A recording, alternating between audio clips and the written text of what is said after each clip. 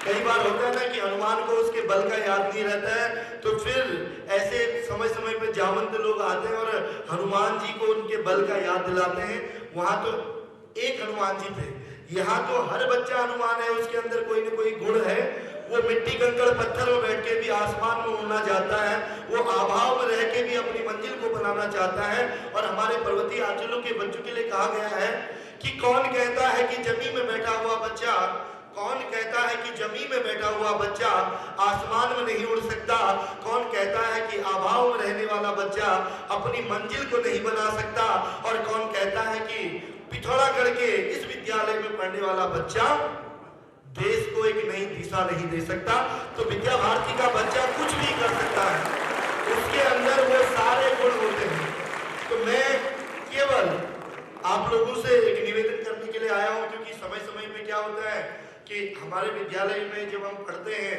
तो हमारे मन में बहुत सारी भावनाएं होती है, और हम कहीं ना कहीं किसी न किसी से कुछ न कुछ प्रेरणा लेते हैं। और मेरा मानना है कि जीवन में जो बातें आपको अच्छी लगी उसको ग्रहण कीजिए, जो न लगे कोई बात नहीं। लेकिन एक अच्छा भी वक्ता वही होता है जो एक अच्छा श्रोता होता है, और जो एक अच्छा श्रोता होता है वो भविष्य में एक बहुत अच्छा वक्ता बनता है। तो मैं चाहता हूं कि जब आप इस समय विद्या भारती में पढ़ रहे हैं, 6 से लेकर 12 तक के भैया बहन यहाँ पर बैठे हैं, फिजिक्स केमिस्ट्री मैथ तो पढ़ेंगे ही पढ़ेंगे, लेकिन रियल लाइफ में सक्सेस होने के लिए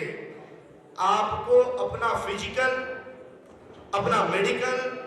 अपना उठना बैठना, अपना way of style, way of talking, आपका बिहेवियर चेंज होना बहुत जरूरी है। पिथौरागढ़ के लिए कहा जाता है कि पिथौरागढ़ के मैक्सिमम लोग, मुझे लगता है कि इसमें से किसी के बड़े भैया लोग, पिताजी, चाचा या परिवार का कोई न कोई सदस्य इस समय आर्मी में होगा, और वो व्यक्ति आर्मी में -डिग्री टेम्परेचर में सियाचिन से लेके जम्मू कश्मीर से लेके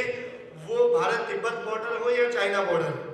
हर जगह हमको हमारे उत्तराखंड देवभूमि का व्यक्ति मिलता है, चाहे वो कुमाऊं रेजिमेंट का हो या गढ़वाल रेजिमेंट का।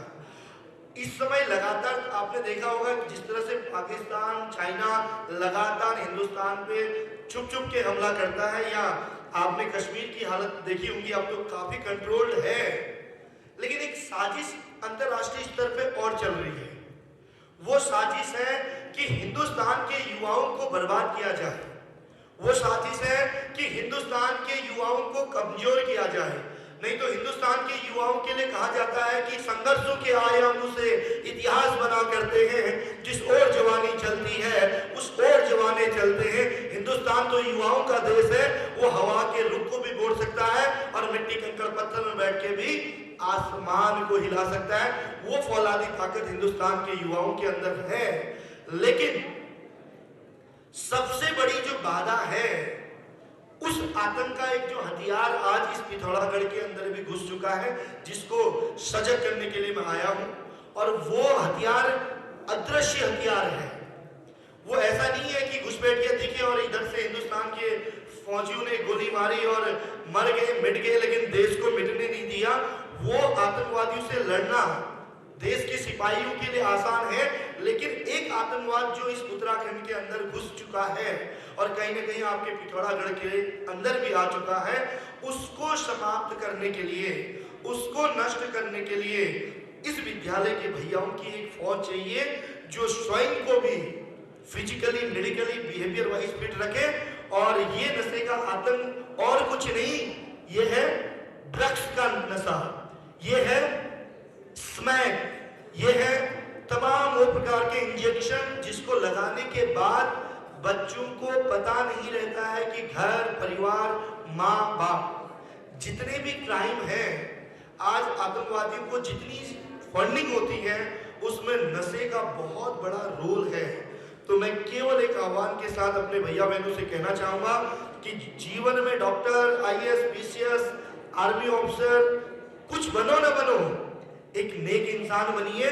आप जहां जाएंगे आपको मंजिल भी मिलेगी, आप जो चाहेंगे आपको वो सब मिलेगा, लेकिन इस नशे रूपी राक्षस से अपने आप को दूर रखिएगा, वरना आपका फिजिकल मेडिकल तो खराब होगा ही, आपके कुल का भी नाश होगा। और जहां परिवार का नाश होता है वहां समाज अपने आप समाप्त हो जाता है, और जहां समाज समाप्त हो गया फिर उस राष्ट्र को समाप्त होने से कोई रोक नहीं सकता। तो इस वाक्य के साथ अपनी वाणी को विराम करूंगा कि हो गई है पीर पर्वत सी पिघलनी चाहिए, हो गई है पीर पर्वत सी पिघलनी चाहिए, इस हिमालय से कोई गंगा निकलनी चाहिए, मेरे सीने में ना सही तेरे सीने में सही, हो कहीं भी आग लेकिन आग जलनी चाहिए, इस पिथौरागढ़ से नशे के खिलाफ एक आवाज आनी चाहिए, मेरे सीने में न सही तेरे सीने में सही, हो कहीं भी आग लेकिन आग जलनी चाहिए। मैं आज इस मां सरस्वती के प्रांगण से यह